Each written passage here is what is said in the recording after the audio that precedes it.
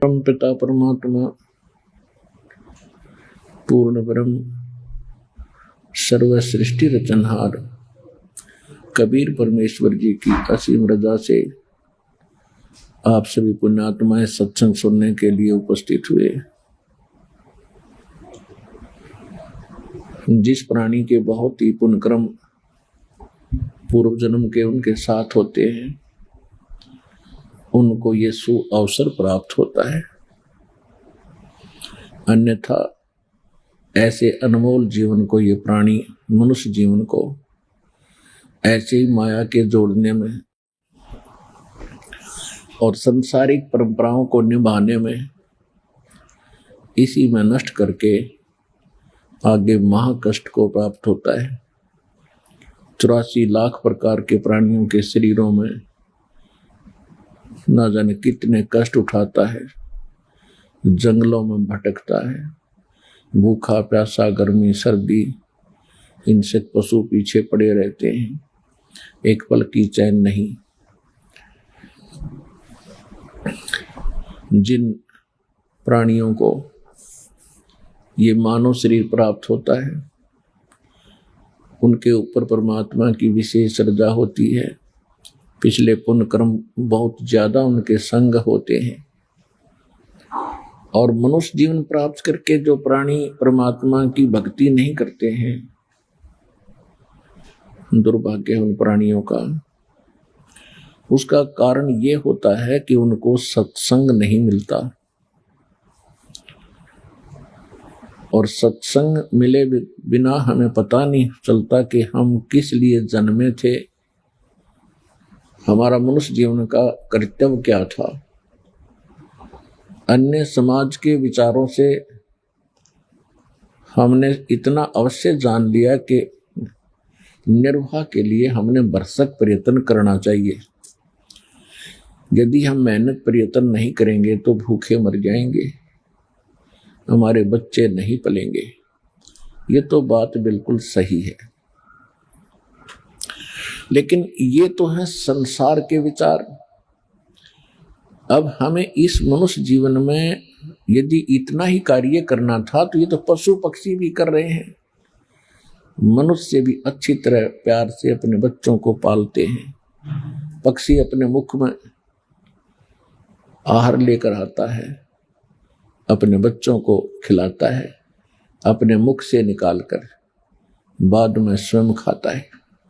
तो हमसे भी ज्यादा लाड से प्यार से अपने बच्चों की परवरिश पक्षी भी करते हैं, और यही कर्म हम कर रहे हैं। तो मनुष्य जीवन का क्या लाभ हुआ? इतना ही कार्य नहीं था। अब सत्संग में आने से प्राणी को ज्ञान होता है कि मनुष्य जीवन का एक विशेष कार्य था।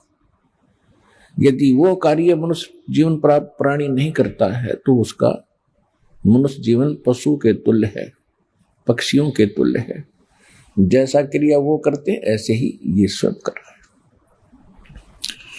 आप जी के ऊपर वो कृपा हुई है जो परमात्मा ने आपको मनुष्य जीवन दिया। मनुष्य जीवन के बाद फिर आपको सत्संग प्राप्त हुआ। अब इसमें थोड़ी सी सावधानी की आवश्यकता है कि एक तो आप जी ने ज्ञान पूर्ण रूप से ग्रहण करना है। परमेश्वर ने आपको ऐसे स्थान पर लाकर खड़ा कर दिया है कि शायद असंख्य युगों के बाद आपको ये अवसर प्राप्त हुआ होगा। ऐसे स्थान पर ऐसे ज्ञान को प्राप्ति के लिए तुम आए हो, तो इसमें बड़ी सावधानी बरतनी है। ज्ञान ध्यान से ग्रहण करना है। यह सब प्रमाण दिखाए जाते हैं। आपको पहले शिक्षित इसलिए किया भगवान ने कि आप सदग्रंथों को स्वयं जान सकें, सत्य और असत्य का निर्णय कर सकें। अभी तक हम इसीलिए काल के जाल में फंसे रह जाते थे कि हम इन नकली और असली ज्ञान को नहीं परख पाए, क्योंकि हमें स्वयं ज्ञान नहीं था। तो परमात्मा ने इस कलयुग के इस समय में सबसे पहले हमें ज्ञान ही देना था, और ज्ञान देने के लिए आपको शिक्षित भी करना था। तो अभी 30-40 वर्ष से उरे उरे दास देख रहा है कि कैसी बाढ़ सी आ गई शिक्षा की। छोटे छोटे 3-3 वर्ष के बच्चों को स्कूल भेजना शुरू कर देते हैं माँ बाप। तो परमात्मा की प्रेरणा है। शिक्षा से हम भगवान को पहचान सकते हैं, अन्यथा इस शिक्षा का कोई काम नहीं। अब परमात्मा प्राप्ति के लिए हमने असंख्य जन्म खो दिए, जंगलों में हम गए परमात्मा पाने की प्रेरणा पाकर। सारे जैसा भी हमें कोई मार्गदर्शक मिला, कोई गुरु मिला, उसके आधार से हमने भक्ति साधनाएं भी की, लेकिन हम मुक्त नहीं हुए। मनुष्य जीवन का मूल काम है जन्म और मरण से छुटकारा पाना। जब तक ये नहीं होगा तब तक आप कितनी भक्ति कर लो, जन्म और मृत्यु आपकी सदा बनी रहेगी, सदा कष्ट बने रहेंगे। पुण्य कर्म करोगे स्वर्ग चले जाओगे, पाप करोगे नरक चले जाओगे। स्वर्ग और नरक में पुण्य और पाप दोनों खाली करके फिर आप नए सिरे से पृथ्वी पर किसी पशु पक्षी या मनुष्य शरीर फिर प्राप्त कर लोगे, और उसके बाद फिर से वही पाप और पुण्य आपके इकट्ठे होना शुरू हो जाएंगे। तो ये असंख्य जन्म का ये झंझट हम झेल रहे हैं। अब ये सुअवसर प्राप्त हुआ है कि हम अब परमात्मा का ज्ञान ग्रहण करके जरा और मरण, जन्म और मरण, इनसे छुटकारा पा सकते हैं। उसके लिए एक प्रॉपर तरीका है। कोई भी कार्य हम करते हैं उसकी सफलता के लिए कुछ फार्मूले होते हैं, तो वो कंप्लीट फार्मूला इस दास के पास उपलब्ध है मोक्ष पाने का। यहाँ भी सुख, संसार में भी सुख, शारीरिक सुख, मानसिक सुख और कोई 3 ताप का कष्ट हो वो भी दूर होगा यदि श्रद्धा से भक्ति आप करोगे। तो परमात्मा के ज्ञान को और भक्ति मार्ग को पहचानने के लिए, सत्य और असत्य का निर्णय करने के लिए हमने कोई आधार मानना पड़ेगा। बगैर किसी आधार से हम सत्य और असत्य का निर्णय नहीं कर सकते। तो उसके लिए हम किस चीज को आधार माने? अभी तक जितने भी हमारे धर्म गुरु हुआ करते थे वो सभी यही कहते थे कि हम अपने जो सदग्रंथ हैं, शास्त्र हैं, वेद है, गीता है, पुराण है, इन पवित्र सदग्रंथों से हम आपको ज्ञान सुना रहे हैं। अब जैसा उन्होंने वेद और गीता और पुराणों को जाना था वो ज्ञान हमारे पास था कि हमारे धर्मगुरु ये बता रहे हैं कि वेदों में, गीता में, पुराणों में ऐसा लिखा है। उन्होंने क्या बताया था हमारे को कि ब्रह्मा विष्णु महेश और ये सभी अजरो अमर हैं, विष्णु और शंकर जी की भक्ति करनी चाहिए, ये अजन्मा हैं, इनके कोई माता पिता नहीं है। इन्होंने ये ज्ञान दिया था हमें वेदों का नाम लेकर कि वेदों में ऐसा लिखा है, पुराणों में ऐसा लिखा है। और श्रीमद् भगवत गीता में श्री कृष्ण जी को पूर्ण परमात्मा सिद्ध करके इन्होंने अपने लोक वेद दंत कथा हमें सुना रखी थी।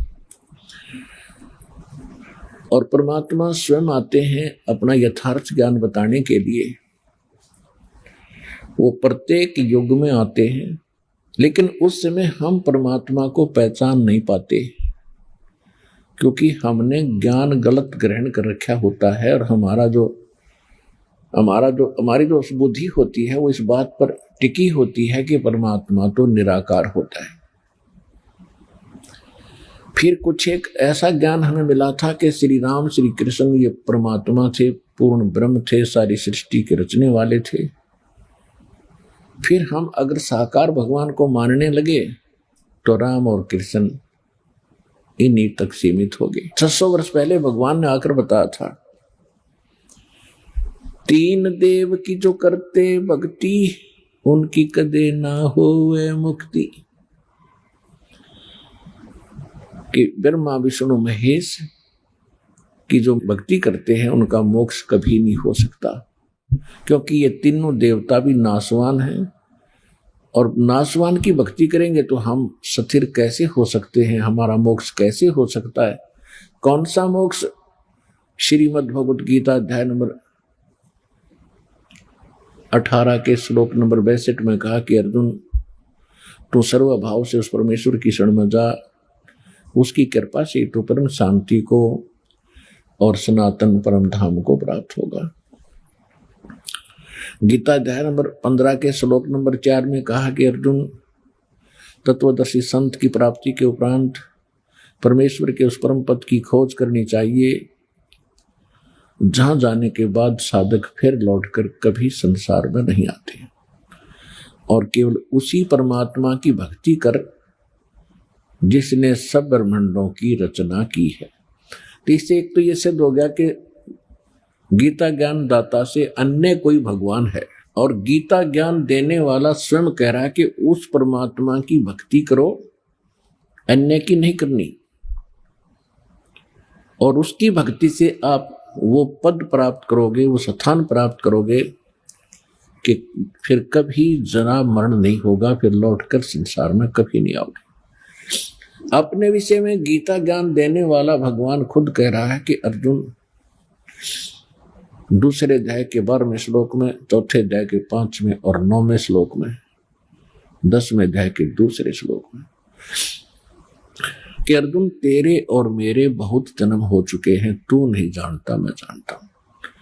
इससे सिद्ध है कि गीता ज्ञान देने वाला भी नाशवान, तो उसके पुजारी अपनाशवान, तो वो मोक्ष नहीं हुआ जो 15वें अध्याय के 4थे श्लोक में लिखा है कि जहां जाने के बाद साधक फिर कभी लौटकर संसार में नहीं आते।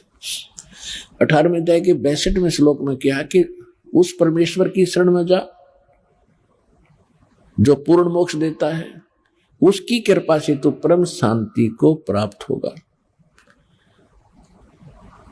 और शाश्वत स्थान को प्राप्त होगा। शाश्वत स्थान माने जिस स्थान का कभी नाश ना होता हो, हम उसे सतलोक कहते हैं, और गीता में उसको सनातन परम धाम कहा है।